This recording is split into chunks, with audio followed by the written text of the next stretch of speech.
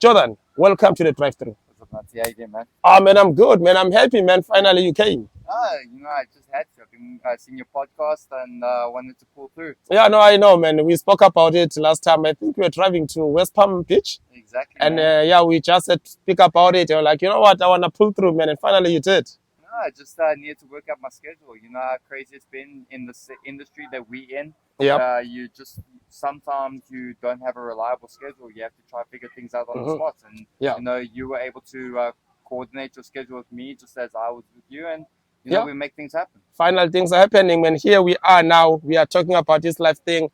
Anyway, man, you look good, bro. I appreciate it, man. I was No. just trying to look up to you, man. No, come on. Please, Man. stop being sarcastic. I need to make sure that I need to match your energy. Otherwise, No. I wasn't going to do that. No, man, you look proper good, man. Anyway, I love your tattoos, man. There's anything beyond these tattoos? A lot of them are just things I've designed in my past, and then pulled through. A lot of them are sentimental to me.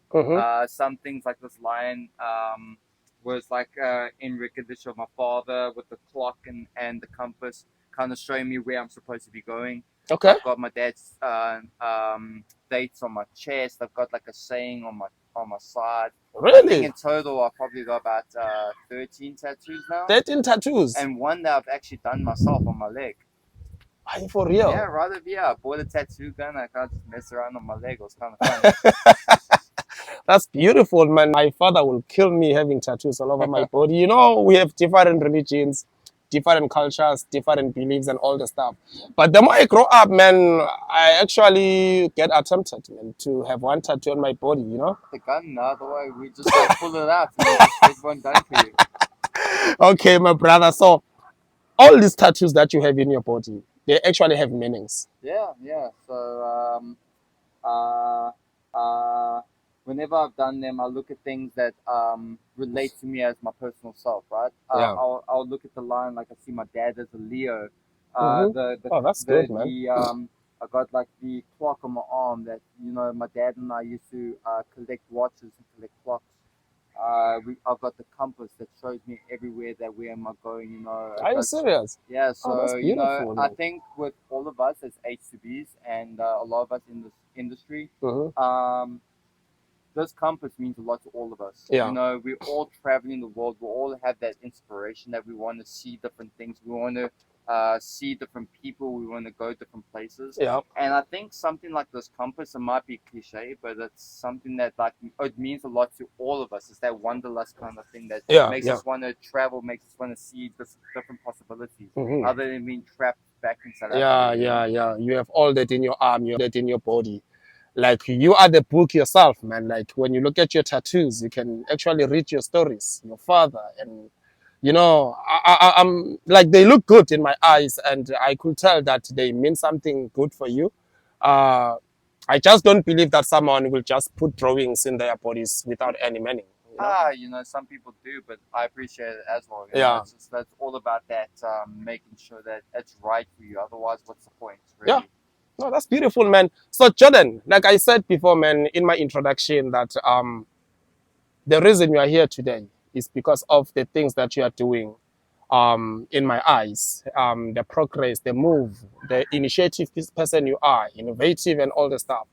And I just thought alone to say, you know what, this is a guy that I want to talk to. This is a guy that I want to share thoughts with. And I believe that whatever that you're going to share with us today can benefit and change so many people's lives. Do you mind like telling us about yourself a little bit, where you come from, how you grew up, and what made you to be in America today? Yes, my father was in a difficult career. Yeah. And what happened is he got retrenched twice. And when you do that, you get into a position where you think that you have things, and then it all falls away, right? Yeah. Growing up, I always grew up with that knowledge that my parents gave me what they could. Yeah. And I knew that wasn't as much as what everyone else had. Yeah. But I was comfortable with that.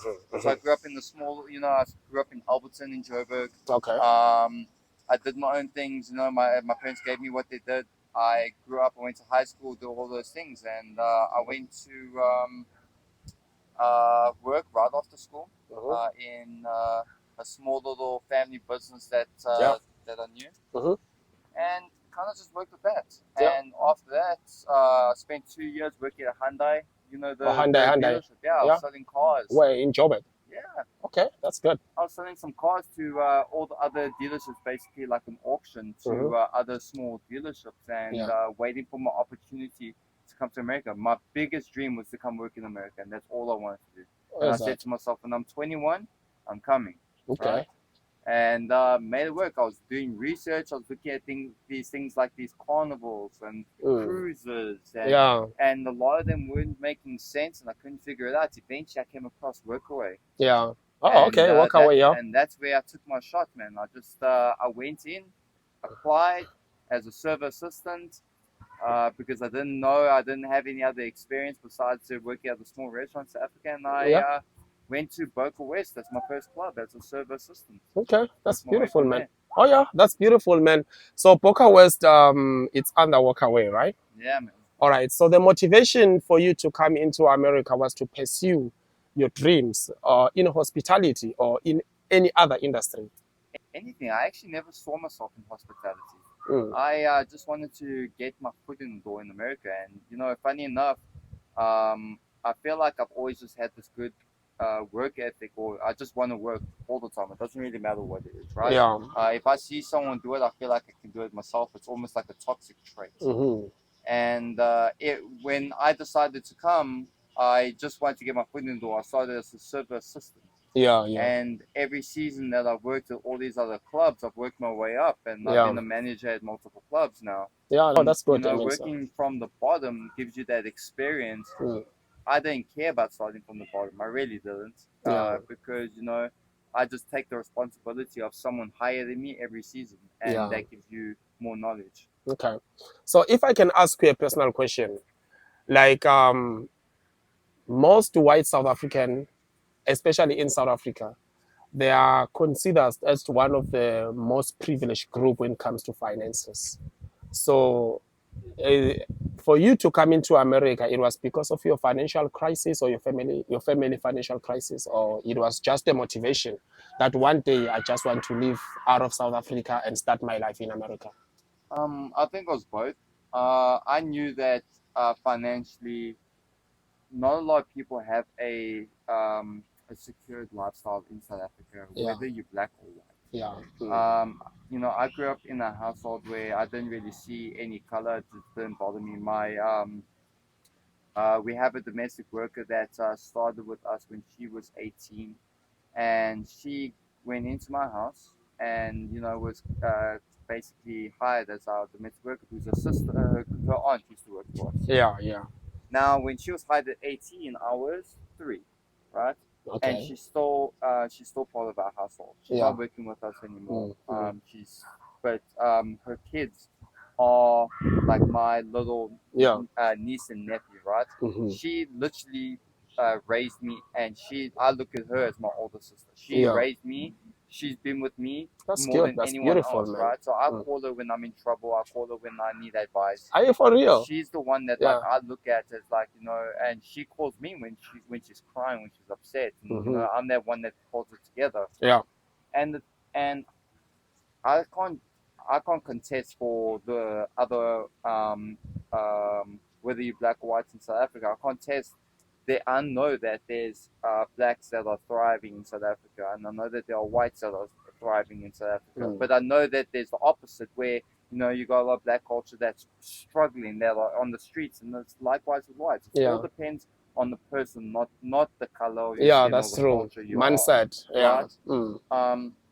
And you always have that opportunity to work and do something for yourself, and it's whether you take that opportunity. Yeah. Right? No one else can tell you what you can do. And yes, I couldn't find it in South Africa, so what do? I found it somewhere else where I could make that opportunity. Yeah. No. And that's why I came to America. And that's powerful, bruh, because I just believe that South Africa is too divided, and because of the things that happened in the past, like most people are stuck. So whatever that you have in your mind, um, it it actually tells you what kind of a lifestyle that you're gonna live in the future. So I'm just happy on how you see things, and I'm just happy on how you get yourself up to where you are today. So that's why I mentioned something like Once you become white in South Africa, people think that you are rich. People think that you have money and all the stuff. But I'm happy that you are one of the people um, who doesn't care about color. You just believe that we are all human and we are all fighting for our own journeys. We are all going through something. We are all working towards success and all the stuff. And I'm happy about that, man. Yeah. Like, I'm so happy about that. Okay, talking about the journey coming from South Africa, you are here in America now. Do you think it worked out for you to be in America? Do you think the lifestyle is different from the life that you were living in South Africa? Yes. Okay. Since I came to America, I have things, and I don't just mean possessive or what would you call it, material things, right? Mm-hmm. I've got a family now. Since coming to America, I didn't think I was gonna go into a relationship. But obviously, you come to America, you think you're gonna find all these nice girls and everything like that. Yeah. I'm not gonna argue about the that. one right? that we see on TV back home. Yeah, exactly. But Yeah.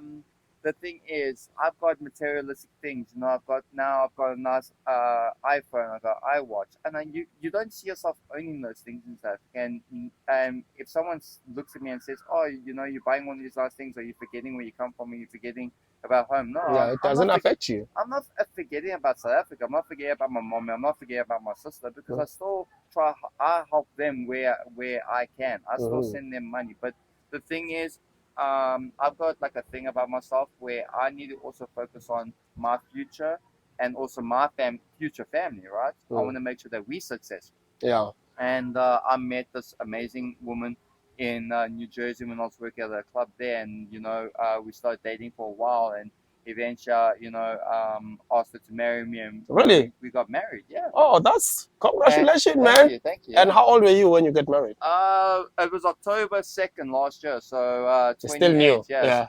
Yeah, so Yeah, 28. Yeah, we fairly new. She just moved down here with me. We're actually looking for our own apartment. And are you for real? Yeah. Are you already settling in? We're settling in now. She's living with me at the moment in my employee housing. Yeah. And we are honestly, I don't see myself having these kind of blessings in South Africa. I don't see it being as simple as what I'm finding here. We just got pre-approved for an apartment. Oh, wow. You know what the sad thing is? I was looking at the cost value, right? And in South Africa, I remember seeing a house being advertised in South Africa, in Alberton, beautiful area, Brackendowns, 1.6 million rand, right? Yeah.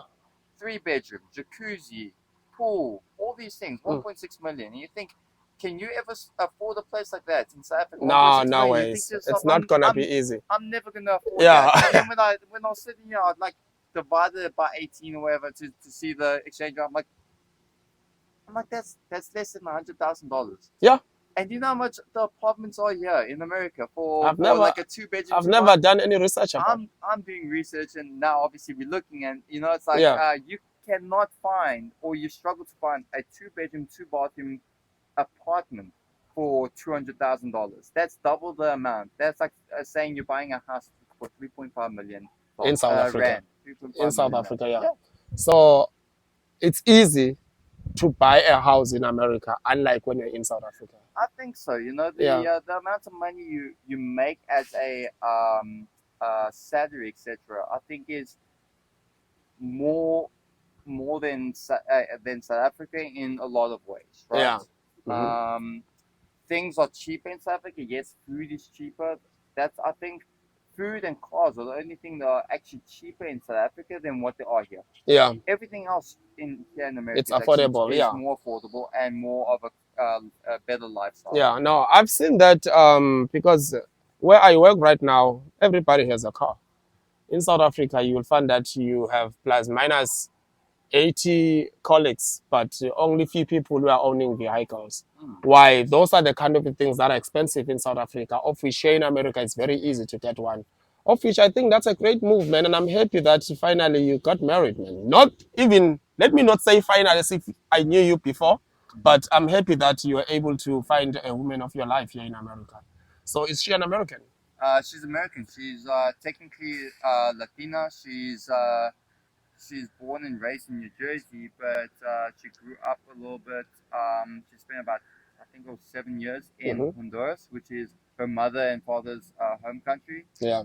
She doesn't have any relation to her father anymore, which is another case. But Okay. she spent some time in Honduras, which is a Latin country in the middle of in South America. You know, on the islands leading from South America to United States. You got Venezuela, you got Cuba, you got Colombia, all of those countries. That's kind of where it is. If that gives you an idea of roughly. Yeah, yeah. And you know, it's good, except you know when she shouts at me in Spanish, it's kind of funny. But and you can't even know what to respond. actually, I'm getting pretty decent. I'm starting to speak a little bit of Spanish. Oh, really for good. real? Yeah, Spanish is difficult for me, man. Like I'm trying it all the time, but it's not working I out. think I speak more Spanish than what I do Afrikaans or any other language. Are you for real? Yeah. Now, can you be in a conversation with her in Africa in Spanish?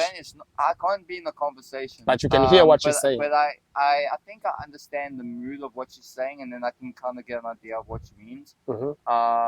Like her mother and her will have conversations, and then I can kind of understand what maybe it might be going to. But at least I can get around if I need to, or I get lost in South America or Spanish country. So how would you rate this woman compared to South African women? Because I know. Well, she's my woman, so she's a 10, and she's 100%. You know? Yeah. But I don't know. It's just I guess it all depends on you. I think I got tired of South African women being there all the time. You know, what's funny is I hate my accent when I speak. I don't like it. Yeah. When other South Africans speak to me, I don't like the accent. Okay. It's kind of weird. It's not disrespectful. I just hear it and it's not appealing to me as what other accents are, right? Okay. So I hear an American girl speak to me now, and then when I went home, and then all these, all the South African girls and guys start talking to me, I'm like, what the eventually I like listen. I'm like, why did I grow up listening? And I'm not trying to be disrespectful. No, I understand. We all have our personal preferences. I just think it's funny, like I just I got so used to hearing South African accents, and then when I came to America, and you get used to the American accents. I went back home, and then I was like, what? What are you guys saying? Why are you talking like this? I knew what they're saying, and I think it's funny. It's just especially that word Afrikaans accent. When they're speaking English, it's funny. Yeah, no. I love our South African accent though. All the time. I always try, but even though I'm in America, I always try to be within that accent because I love it, bro. It's just that as much as South Africa is divided, you have colored people having a different accent, white people in South Africa having different accent, black people, and Indian people. It's all mixed up. So we're from the same country, but we don't have the same accent when it comes to English, Coming into America, still, we are speaking different, but I understand what you're saying because of now, you are dating an American girl, she's speaking the English here in America, and if you're going to come maybe and speak the South African accent, somehow we might not understand each other. She understands me pretty well, and I don't think I've lost my accent at all. And even these older members, I think it's funny because all these old ladies, all the old Sunnies, they love me. It's hilarious. They love the accent. Sometimes they don't understand the accent you don't like. Yeah, the accent I don't like. They love it. So I just it is what it is. I'm not gonna try to lose it. There are certain words I say that's more American now. Yeah. Which is weird. Yeah. You kind of pick it up. The longer you're here in America, you start saying things because you're so used to saying them a certain way, for especially our older membership. Yeah. You say them a certain way constantly every single day so they can understand you, and then you actually find yourself saying that same word all the time like that. Yeah. And I noticed myself doing that. But I can't remember which, ranch. I'll say ranch dressing, right? Yep. You're not gonna say ranch anymore. No, you can't. You can't say ranch dressing, but you're gonna say ranch dressing. People will be like, "What is that?" Or when do you hear of a fillet in South Africa? Filet. Yeah, I go to Spur. I say, "Can I have a fillet steak?" Yep. I don't say fillet. You say what? No, say fillet steak in, Yeah, in fillet. Yeah, Joburg. yeah, fillet. Yeah, but I'm Yeah, not gonna say because there's a T there. yeah, but I'm not gonna say fillet in America. I mean, in South Africa, I'm not gonna say fillet, but you know, yeah, you're so used to saying fillet. Yeah, yeah, no, that's how it is, man. I believe that I know American, like, they're just making these words to become so easily. Whatever they talk, like they cut a lot of words in the mid, a lot of alphabets. I mean, but at the same time, they are saying the very same word. So, Jordan, as I was listening to you introducing yourself, you spoke about your father as a symbol of a lion. Mm. Do you still have your father now? No, so um, my father passed away at the end of 2022. Oh, when 2020? December 28th. Oh, I'm sorry about that, man. It's still recent. It's still Yeah, it's just something over a new. year now. So my father was a huge man. He was 6'8", and in centimeters, I think that's 200 and something. You know, Wow. because and to put it in perspective, sorry, Mm. perspective, perspective, he's probably about the same height as or Dwayne Johnson, most, Oh, you know, really? yeah, He he's was huge. big. He's Yeah, a huge yeah, man, right? yeah. Or was. Mm. And the thing is, he got really sick. Like within 6 months, he got cancer. Oh, So yeah. and the cancer, well, we think it's cancer. And Mm. 6 months, he passed away. Yeah. Lost all of his weight. He weighed over 200 kilograms. And Yeah. when he passed away, he weighed 92. Really? Yeah, And he was sick for how long again? 6 months. about 6 months. Yeah. That was a long time. That Yeah, was and a you very see, long time. this man was the most knowledgeable man I know besides my grandfather. He could do anything. He could move anything. He could build anything. He could talk about any subject, anything. He knew so much. This man. And that's what I see on you. Like whenever you do things, like that's what I see on you. You always try by all means to figure things out yourself without asking other people. I think and I believe that you took that from your dad. Yeah, that's kind of what I did. You know, they always had this expression. You know, you need to have your head on your shoulders, kind Yeah. of thing. Mm-hmm. And I take that to heart, and you want to make sure that you know a little bit about everything, Yeah. because you want to be able to do small things here and there. You're not trying to be a smart ass, so you're not Yeah. trying to show anyone wrong, Yeah. but you want to at least know a little bit something. And if you don't know, you're gonna ask people so you can Yeah. figure it out. So if someone else asks you, Mm-hmm. you might know a little bit about the answer. Yeah. So after losing your father, do you think it affected you in a very bad way? Do you think somewhere, somehow, there are things that you think they would be better now if you were still alive? I do every day. Yeah. I struggle with it a lot. I probably still going through a little bit of depression with it. I went Mm. through a very bad Yeah. spell of it last year. Mm. I struggled a lot. Constantly have heart, uh, what would you call it, like palpitations. My heart feels like it's beating out my chest. It's like a immense pain. Yeah. Almost feels like someone's laying bricks against your chest. Really? That's the pain I feel. And it's almost like an anxious thing, and that's weird, and you can't get away from it. And the Yeah. thing is, yes, I wish like I could ask him these questions to see, what he would do, or what his advice would be, or where he would go. And sometimes I also just want to have a laugh with him. You Yeah. can't do that anymore. And I think at this point in my life now, after that time, I'm starting to accept and have that feeling of relief, knowing he's not in here anymore. Yes, I'm missing, but I'm more aware of it. Yeah. No, man, I'm sorry about that, bro. I lost my father 2022 February, but trust me, I'm sorry. until today, I don't get over that feeling. Like, it's not easy. He was a big man too. But until today, it's not easy to accept that he is no more, because he got sick in a very short period of time. He got stroke, and within 3 weeks, he was gone.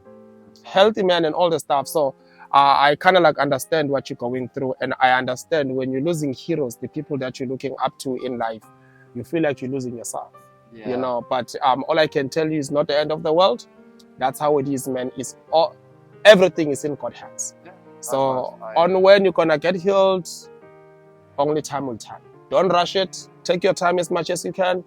If it gets to the point where you have to cry out loudly, do that. Yeah, it's part of healing, man. It's a journey. I have that same advice, for a lot of people. You Yeah. know, you always have the people in your life you want to talk to. Yeah. Talk to them. Yeah. Speak to them. Let them know how you're feeling, and a lot of them have gone through the feeling. Just like you. Once you find those people, a lot of them they're not want to say it out loud. Yeah. But if you speak to them, they'll comfort you and they'll Somehow, you, yeah. You get through these feelings, and it's those tough patches in your life that make you who you are. Yeah. So your mom is still alive. She is. And how many siblings do you have? Theoretically, like I said, I only have one biological sister, and then I've got Jeanette. That's I look up to as like my older sister. Yeah. Okay, that's nice, man. At the end of the day, it's part of life, bruh. We're also gonna pass. So it's just a matter of accepting the situation the way it is. Otherwise, you cannot carry that for the rest of your life. Somehow, you just have to let it go, because you're gonna have your kids. They will want a father in you, and then you're still crying for your father. So at some point, we just have to let it go, man. At the end of the day, I believe that is a beautiful angel for you. You know. Agreed. All right. Let us just talk about you being in America right now. Let's talk about this American lifestyle, because I know most of our audience, most of our viewers are the people that are in America, South Africans in America, you know. So you came into America. So how many clubs did you, okay, which year did you come in America? I started America 2016, November 7th. Really? November 7th, 2016. Yeah. Okay. And you started with Boca West, you said? Yeah, Boca West. Okay. I started there as a server assistant. I went to Wade Hampton next season. After Wade Hampton, I went to Ibis Country Club. Wade Hampton in North Carolina. North Carolina. Okay, yeah. I have a lot of friends there. So. And I know you went to Ibis as well. Yeah, sure. That's, that's where I recognize you. Yeah. And I was at Ibis. I did 4 seasons, so I went to Ibis. Where did I go after Ibis? My goodness. I went to Montami Golf Club in New Jersey. Okay. Then I went back to Ibis and I went home. Okay. And when I came back to America, I went to Ibis. That season, when I went back to Ibis, I went as a manager. Went to Waterfall Golf Club in Georgia. Okay. Went back to Ibis again as a manager. It seems like you liked Ibis, eh? I did. I really did. And yeah. That's good. I went after Ibis. I went to Baltusrol Golf Club. New Jersey. That's where I met my wife. Okay. Went to Boca Woods, where I'm currently at now. Okay. Then went to Trump Bedminster in New Jersey. Then I went home and came back to Boca Woods, and then I went to Rock Rimmon in Connecticut.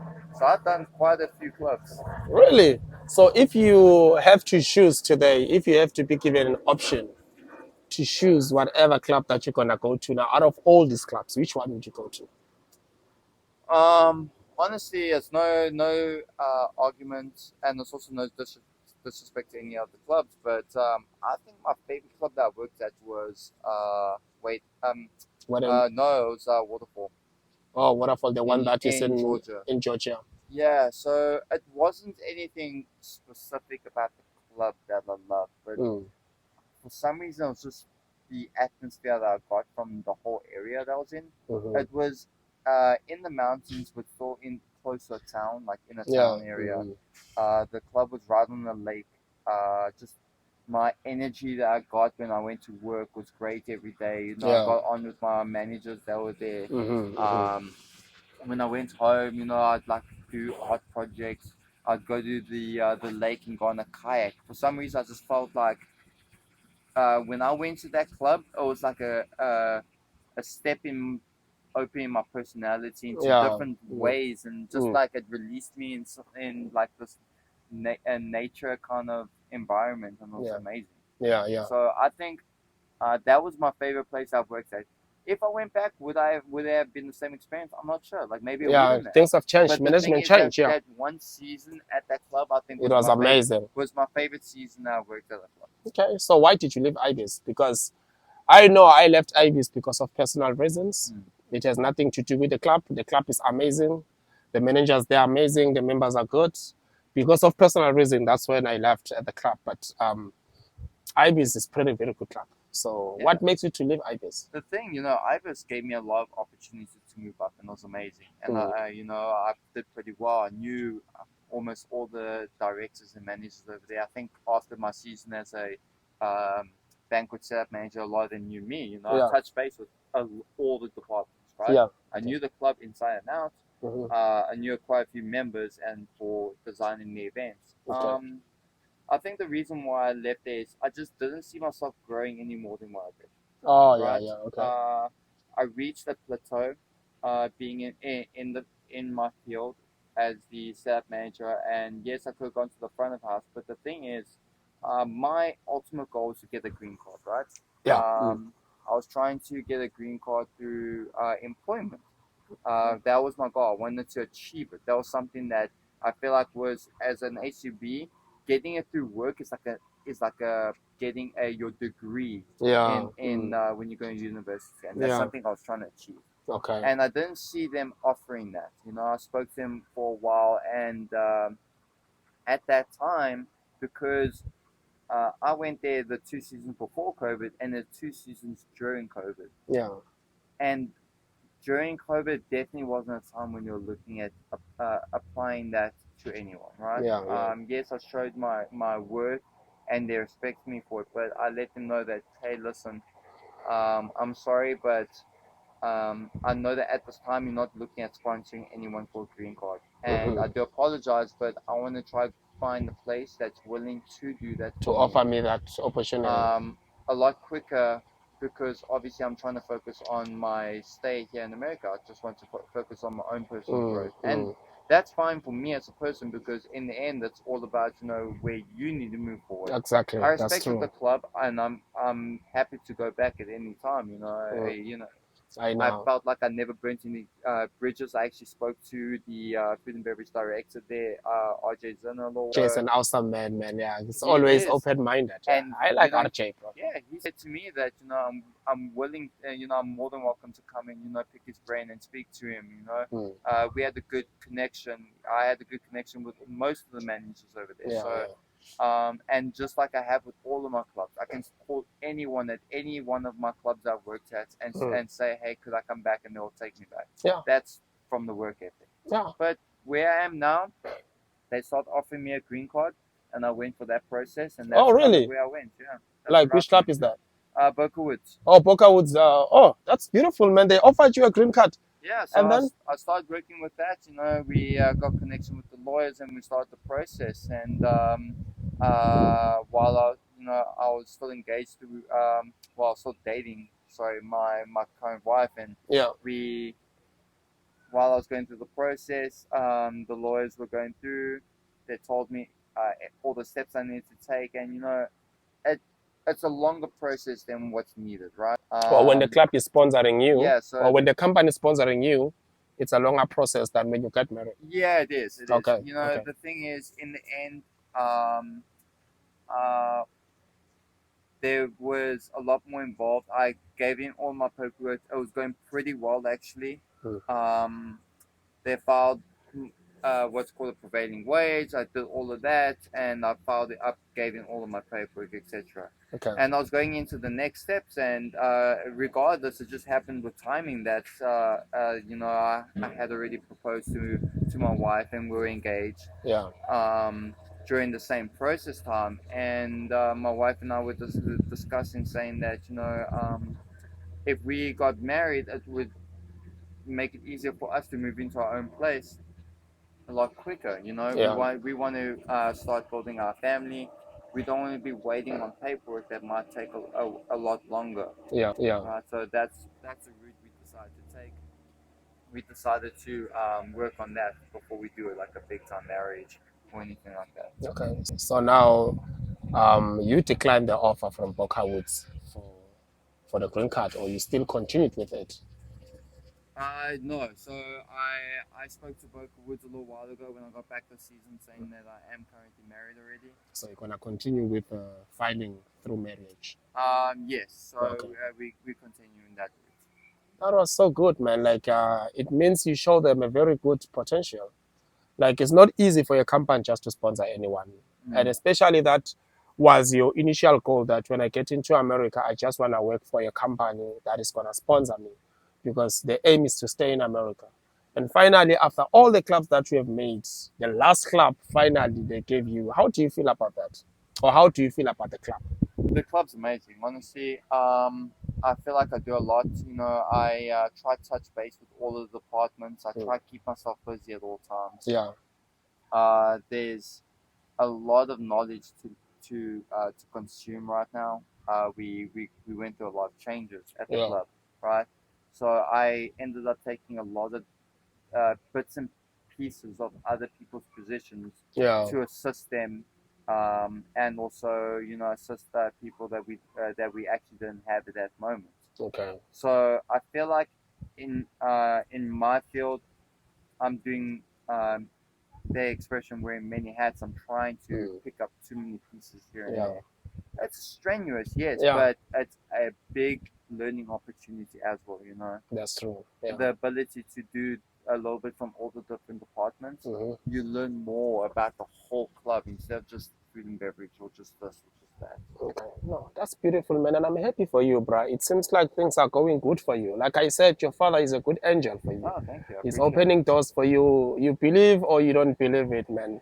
Our elders are playing a very good role in our lives. So I'm happy for you. And when you explain about the relationship you have with your wife, it seems like you are very happy and you are ready to say, like you are already settling in with the woman, So that tells me that things are going good for you, and I'm happy for you. Thank you. Okay. So what advice can you give your fellow H2Bs when it comes to the club selections? Because you know that each and every after 6 months they move from north to south, south to north, and all the stuff. And some of them, okay, let me not say some of them, some of us, you end up choosing a club just because of people are saying this, forgetting about your personal interest as a person, So what advice would you give your fellow H2Bs, South Africans? I think that the first thing you need to ask yourself is, am I in it for money or am I in it for career? Yeah. But money and career are two separate things. Yeah. Right? You can either chase your career, and if you chase a career, you know that you're gonna have to start from less than other people. Yeah. For example, there's a lot of people that go to a tipping club because they make a lot of money. Okay. But the thing is about tipping clubs, a lot of times there's not a lot of opportunity for growth and moving up. Yeah, it's just money. So you can start from having less money and starting from a low position and show them your worth and move up. Or you can go to a place where you're going to make a lot of money. So those are the first two questions you need to ask yourself, and that will tell you a path on which you're going to go to. That's brilliant, bro. Yeah, that's brilliant. Then you need to start looking at yourself from your different personalities. Do you want to go to a place where it's secluded, where it's a lot of mountains, or do you want to go to a place that's a city, where you're going to party and spend your money? Right? You're going to go to New York? Yes, I want to go to New York. I want to see what New York is. You go to New York, you're going to go to New York and New York and New York. You're going to go there all the time because, all your friends are going. You don't want to miss out. You want to go to the party and the next party and the next party. You spend your money. You don't get everything that you need, right? You don't save. It's a good experience for, I would say, first time H2Bs maybe that want to just release. They just want the vibe. Experience themselves and then try and then focus on money the next year. That's fine. Do that. You know. Enjoy yourself. That's the whole point. You want to enjoy yourself. You also want to make like some people want to make money. So listen to your friends. Ask your friends. What they want to do. Which clubs they would go to. Ask people where they have gone to, because there's a lot of people that are veterans on this program. Yeah. A lot of them know many different clubs. I know many different clubs. I know other people that tell me stuff about other clubs. So whenever I was doing interviews, I'll be like, oh, I know this club already, or hey, I know Nati that went to this club. Yeah. I'm gonna call him and say, hey, listen, Nati, how's life there? how was How's that money? club? Yeah. Be honest. Tell me how is money, how is hours, and how were the managers? Like, how was the housing? Was the It's most housing comfortable? important. Yeah. So you want to ask those questions. I know that when I go to New York, most New York clubs do dormitory style. Housing is horrible. Yeah. Like, you stay with a whole bunch of different people. I don't want that. I'm not going to go to New York. New Jersey clubs, a lot of New Jersey clubs, it's close to New York, but they have housing, nice housing. So Yeah. I'll rather, if I want to go to a club that I can still go to New York, I'll go to a New Jersey club. People think it's so far away. It's 20, 30-minute drive. Away from New York, yeah. So the thing is, you just want to know what you want, and then you can ask people for their advice. But then in the end, it's up about to you. Yeah, it's about you as a person. It's up to you whether you want to make hours, whether you want to make money, whether you want to improve your growth. It's all about your specific self. Yeah. So that's a brilliant answer, man, because I've seen a lot of people making wrong choices just because of what other people are saying, of which I believe that at the end of the day, you end up forgetting about your personal interest. If you're going to keep on asking people that, how's Boca Woods? How's Ibis? Like, how's Bonita Bay? Like, you asking people those kind of questions, they will tell you what they feel is good for them. Like you said, that we are here for different reasons. Someone is here for money. Someone is here for vibe. Someone is here for the content. It depends. Like, you came into America with a thought that having a green card, it would be more like having a degree at university. And then you chase that, regardless on how much you were getting paid. You worked for ABIS, you realize that, okay, the people are good, the managers are good, but this is not taking me to the direction of my dreams. Let me move. You moved until you get to Boca Woods. Boca Woods are like, Jordan, we see good potential in you, bro. We want to keep you. Here is the green card. What do you want? That's the question that you have to ask yourself. What do I want? If I have to move to Naples today, if I have to move to Miami, if I have to use to North Carolina, what do you want as a person, as an individual, regardless of what other people are saying? Hopefully, that's a good advice. Like, ask people who've been there. Ask them, okay, how's that club? Should I go? How's the hours? How's money? And at the end of the day, don't forget of what you want as a person. So ever since you work as an H2B since from 2016, so now you are not an H2B. Technically, I'm still an HB, right? Okay. I'm currently in my filing process, so I'm still on my visa. I'm still with my agency, Katrina. Okay. Until the end of the season. Once it comes, because I'm going to be faithful to Katrina as well. He placed me in it. He obviously he's through the designed the contract for me to work there. I'm not going to disrespect him by moving off of the contract. However, I am in a status called adjustment status, right? Yeah. And now I'm waiting on things like my green card, my work permit, all of these kind of things where I've submitted the paperwork. But I can currently stay on my visa, my HCB visa, until I receive those documentation. Okay, that's good, man. You've been with Petrina since from when again? Because I remember you said you came here with Workaway. Yeah, I need to work away for one season. So it was 2016 to 2017. So from April 2017, that's when I went over to Katrina. Okay, why did you leave Workaway, if I may ask? When I got to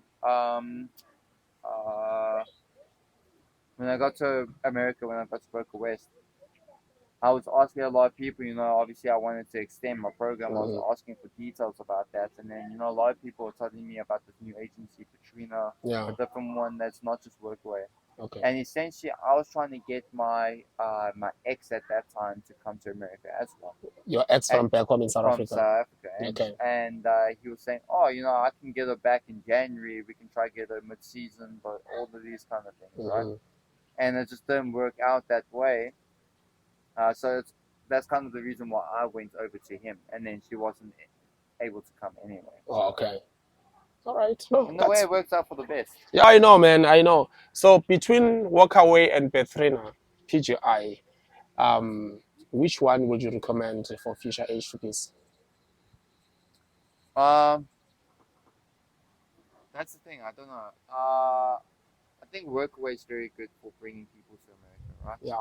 Okay. They help you with a lot of things, but Petrina is also very good. I worked with Petrina for a long time, and he has your back as well. Mm-hmm. So, I feel like it's just a personal preference Yeah. on what you feel. If you feel like you're able to, you're comfortable just working with a smaller organization, Yeah. go with Katrina. Yeah. If you want something more secure, like with just like a lot more people assisting you in multiple different ways, because they've got an army of people working in South Africa Yeah. that help you with your green card process and like your paperwork. They're there with you at the embassies and all of that kind of stuff. Um, that's a good option, and a lot of their clubs help you with the social securities, etc. But I feel like that Petrina had my back for all my seasons I worked with Peter him. is very good, man. Yeah. And if I made a suggestion, after doing my interviews, I said, "Hey, Petrina, I really like this club. Can you see what you can do?" Most of the time, he got me into that club. Oh, really? That's So nice. if you have your faith in Petrina and you have your what would you call it? You're respectful to him and you just work with him, he'll do the same for you. Yeah, yeah. He doesn't like people betraying him. He doesn't, but it's not Yeah. about betrayal. It's just about It's about preferences, personal no, choices. yeah, Yeah. the opposite of betrayal. It's just about just being respectful and just assist. You assist each other, so you just don't want to move away from him. Okay. No, no, I get that, man. So, and I'm happy that at least you were able to work for both agencies and you were able to work for different clubs. You've gained a lot of experience out of these all clubs. And up to so far, I believe that you liked most of the clubs. It's just that you were chasing your goal of getting the green card. And finally, today, your green card, I can guarantee it's on the way. And congratulations on that, man. So going forward, Jordan, if it can happen today, you wake up in the morning and you have all these opportunities, you have all these powers in your hands, what would you do? Like you have all the superpower to control the world. Let's say you just become the president for South Africa. What is there that you can change? Oh my goodness, that's a difficult question, actually, Yeah. right? Because I believe that, man, after listening to you, all the things that you are saying, it seems like a person who are very consistent, somebody who's working hard to get what he wants. And I believe that people who does that most of the time are people who deserve higher positions because they are able to control themselves. And once you control yourself, it means you can control the world. You can control your family. So I'm asking this question because I just want to hear your idea. Like So, one day you wake up, you have all this superpower to control the world. What would you do? it's everyone's like, oh, I'll bring world peace, Yeah. all these kind of things. That's kind of stupid, right? Yeah. Like, and honestly, it is. It's just a thing about corruption, Yeah. Would you feel like you don't want these people being corrupt and messing up everyone else's life? You don't want them messing up your life. So I think if you were in that power, if I was in that power, I would assist to stop it, or I would stop it, right? Yeah. We know that there's chains of commands that are horrible. It doesn't matter who they are, what they're doing. There's in every single person there's bad, and every single person there's good. It just depends on where you follow through on it, right? Yeah. Yeah. So you want to get away the bad people. You want to get away everything like that. You want to try to read people and fix things. So I think what I'll do is, you want to take everyone out of power and kind of just look at it from a larger perspective. Kind of bring them in, see what they would do. You know that they're out of power. You have that kind of power. Just take them out. Uh, get them out of the industry, and if you want, re-interview and start bringing new people back in, Yeah. and start from fresh. Start the entire thing from fresh. Yeah. Yeah. Everything. Yeah. And I know it's just that. I mean, that's just a dream, because I Yeah, know I that know. there's so many just different logistics. Like Yeah. Virtue is telling the country to shut down Yeah. in order to do this. So I know that it's It's just not. like It's not gonna happen it's not easily. going to happen Yeah. instantly, and even it's not going to happen over time, because the thing is, corruption is something that literally it eats away and it grows. Like when you put two rotten apples next to each other. If you got one rotten apple and you got another one and you put them next to each other, what's going to happen? The second apple is actually going to start to rot. Yeah, yeah, because So of the the other. thing is, if you can't stop something like straight away, eventually the next apple's going to rot. And that's the sad thing about it, right? Mm-hmm. You just need one person to offer someone something, and then they're going to take it. Yeah. Okay. And unfortunately, um, I look at it as the serenity prayer. It says, "God grant me the serenity to accept the things I cannot change. Yeah. Grant grant me the courage to change the things I can, Mm-hmm. and God grant me the wisdom to know the difference." Yeah. So essentially, it's saying that, hey, listen, like there's a lot of things in this world that that aren't gonna change, Yeah. right? Mm. I can't change them; they're not gonna change. But there are some things that I can change, and I just need to know which ones I can. Yeah. And for us, for you, me, all these small people, so we just have to start from something small, like even if it's in our own businesses, Mm-hmm. like our Mm-hmm. small businesses at home, making sure that we doing the right things, and the everything will grow from there. Yeah, that's beautiful, man. I believe that will be something that will happen after working so hard and for a very long time again, you know. It's just that I normally like to ask this question based on what I hear from people, based on what I see from people, you know, because I just believe that those who have powers don't have knowledge and those who have knowledge don't have powers. That is why our country now it's dragging because the people who are running the country, they just have powers, but they don't have knowledge to run the country. Mm-hmm. That is why South Africa becomes so divided. When I see you, I see a stranger, I see a different person. I see you as if you are better than me instead of seeing you as a brother, somebody who's going to uplift me. But I'm not there. I don't want to go deeper on that. But anyway, I just want to know now, ever since you grew up being independent, what was the most difficult challenge that you came across in life that you'll never forget? And how did you overcome it? Uh, Most difficult thing that I came to overcome. You see, I don't think I was being alone or any of that. Like that's nothing that like I struggle upon. You know, I can Mm. be in my room, I can be alone, I can do my own thing. Um, I think the most difficult thing that I was able to overcome was the acceptance of what people think of me. Okay. And when I was in high school, when I was in school, when I was like even like after school with some of my friends that I had, right? I was Mm. always worried about what they thought of me and how I acted around them, and I was always this like shy kid that was all curled Just up, that you and don't look like like I a. was always quiet. Yeah. My voice rises when I get excited. That's just a Mm. normal thing. But the thing is, I always like watch what I said because I felt like embarrassed if I said the wrong thing, and they laughed at me, and then I felt embarrassed, and then I Mm. didn't like that feeling, right? Yeah, yeah, yeah. And that's what stopped me from speaking in public. It stopped me from speaking out or like Mm. coming, like trying to progress myself in my fields.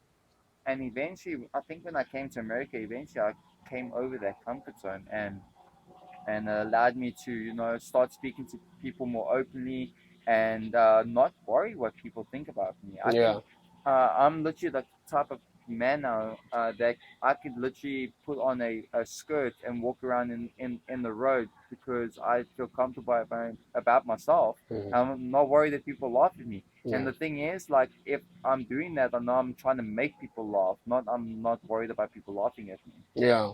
And so now I realize my personal self and like how I am, and it allowed me just to grow so much as a person. Yeah. And now I can speak to all these people. I can go up into random crowds and introduce myself and start speaking, learn about new things, Mm. and I think that's probably the best thing that I've ever overcome about myself. Gaining confidence in you. Yeah, Yeah, that's good, man. Of which is something that is destroying so many people. People don't have confidence in themselves just because of how they were raised, the group that they grew up in, and all the stuff. That's actually a prison itself it because is. you are killing yourself, you are destroying yourself just because of how people see you, how people say things about you, and all the stuff. You end up living that kind of a lifestyle, and that thing spells you a lot as a person. But if you are able to come out of that, then you are the hero. Oh yeah. Okay, Jordan, thank you so much for coming through, man. Oh, of course, bro. What is the advice? This is my last question. What is the advice that you can give to the H2B at the moment? It could be financially, could be relationship wise, it could be a journey to get a green card, it could be anything that is associated with this program. What advice that you can give them? I think advice for this program, I would say, you need to save a little bit of money. Whether it's your goal is to save money or not to save money. Um, there's many different forums that you can use to like save money, right? Yeah. And like one that I use, and funny enough, I'm gonna say like it's like this whole thing is it's funny. Acorns is like one of them, right? Yeah. It's called the Acorn app. Okay.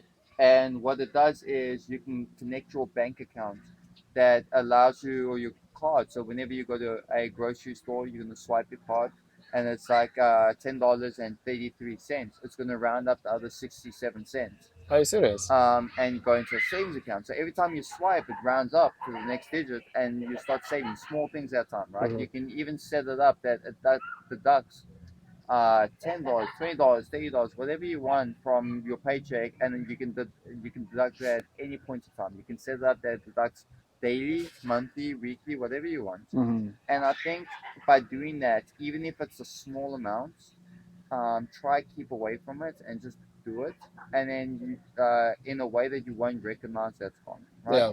Because in the end, there are small challenges in America that you don't realize that you need a little bit of money for, and it will help you. You know, Yeah. whether it's an emergency back in South Africa, back home, where you have to send money, whether it's like you just bought a car and you need money for down payments on the car, or you need money for brakes or etc. But you always want to make sure you have that little bit. I see a lot of people going out and blowing their money and doing things, and asking people to borrow their money. Yeah. Try not to borrow money. Try if you don't have if you feel like you're not gonna have a lot of money for the end of the month, don't go out and have a drink. Just like buy a couple cases at home and stay at home. Yeah. Have a beer at home, wherever if you need to.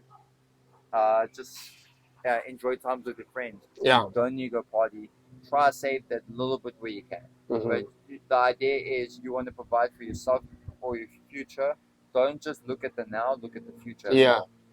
That's beautiful. I believe that, guys, you hear it yourself. That was Jordan, all the way from South Africa.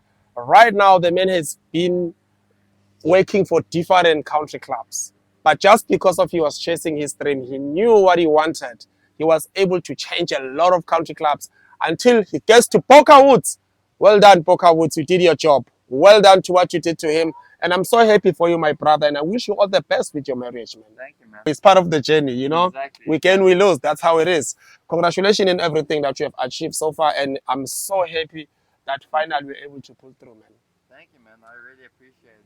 And the fact that you allowed me to come onto your podcast, I'm very happy. I'm happy, man, and I'm happy the way we had the conversation talking about things. We're able to engage easily, and I've learned so much a lot in you. And I believe that after posting this episode, a lot of comment will come through because of the advices and the journey that you've been through. And I'm so happy. And trust me, as much as people are not open about their personal interest, there are so many South Africans here who are seeking for green cards, but they don't know where to start. They don't know what to do. But today they know that companies that they're working for, they can actually sponsor them, or you can easily get married. Just I wouldn't say the married thing. I know that there are people that do that for the scandal reasons, but you want to if you're gonna do it the right way. Do it for someone that you actually fall in love with. Yeah. And that's kind of the funny Someone thing. that you love. That's just like a personal thing. But yes, I think just prove yourself. Always just work hard. Work harder than the next person, and make yourself uh, like obtainable. Make yourself the one that everyone wants. You want to be an asset to the club. If you make yourself an asset, that that if you're not at work, they will call you because they need to know something. if you make it yourself that person, you know that if you they can't afford to lose you. Yes, Because if they lose you, who they're gonna call? exactly. So just make yourself that person. Find yourself a club that you can do what you need to do for that club, and they'll recognize you. And And once you become but recognizable, ask. yeah, You need to make sure you ask. yeah, Because if you don't ask, they're not gonna give it to you. So yeah. you need to make it known that this is what you're looking for, and work your way to it. Yeah. No, thank you, man. That was a brilliant advice. Ladies and gentlemen, guests and pals, that was Jordan, Mr. Finlay, right? Yes, sir. Yeah. That is Jordan Bafetu, who's Johnny Lefandaga. He came through, he compromised upon his day off to come and chill with the king. So today, as I'm asking you, please keep on following us on our social media platform. On Twitter, we are Drive_23. On Facebook, Instagram, and YouTube, we are Drive_through 23. Please make sure that you follow us on TikTok as well. We are on TikTok every day. You can always follow us in there. If you follow us, we're gonna follow you back. And remember, the aim is not to break, but the aim is to grow. My name is King Nat once again. Stay in tune.